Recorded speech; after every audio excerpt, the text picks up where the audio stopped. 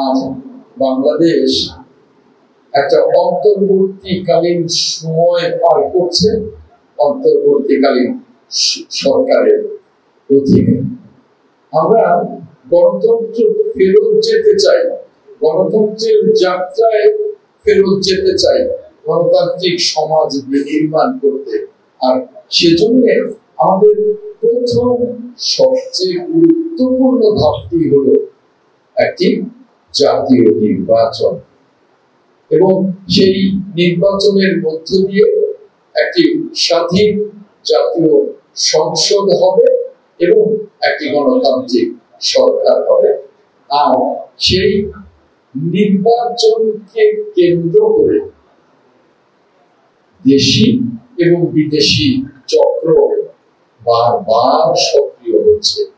গত 14 মাসে অনেক ষড়যন্ত্র হচ্ছে, অনেক ষড়যন্ত্রকে আমরা পার করে এসেছি, যাতে করে আমরা গণতান্ত্রিক যাত্রায় যেতে না পারি, যাতে করে জাতীয় সংসদের নির্বাচন বারবার প্রলম্বিত করবার চেষ্টায় ষড়যন্ত্রকারীরা সব সময় উৎ পেতে আছে।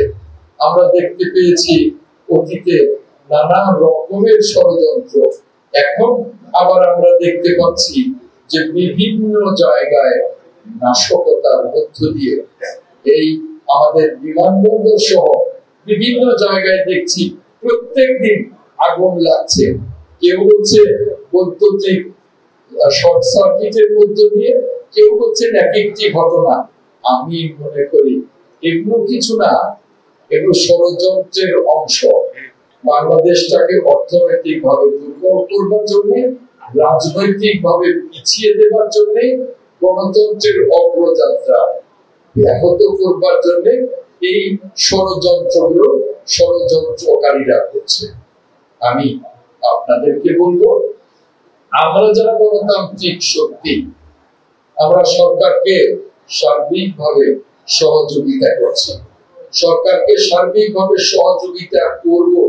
আমরা জানি বাংলাদেশকে সামনের দিকে এগিয়ে নিয়ে যেতে হলে এই দেশের অর্থনীতি, এই দেশের সমাজনীতি, এই দেশের গণতন্ত্র, এই দেশের সার্বিক পরিস্থিতির উন্নয়নের জন্য শিল্পনীতি, বিনিয়োগ, সকল কিছুকে ত্বরান্বিত করবার জন্য নির্বাচনের কোনো বিকল্প নেই।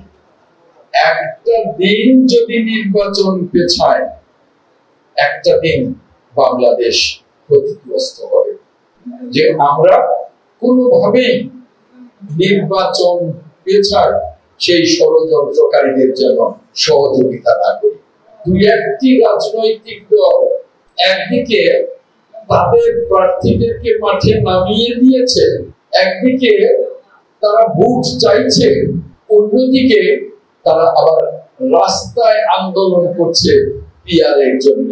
এই যে দ্বিচারিতা, এই যে দ্বিমুখিতা, আমরা কিন্তু এটাকে গণতন্ত্রের সহায়ক ভাবতে পারি না।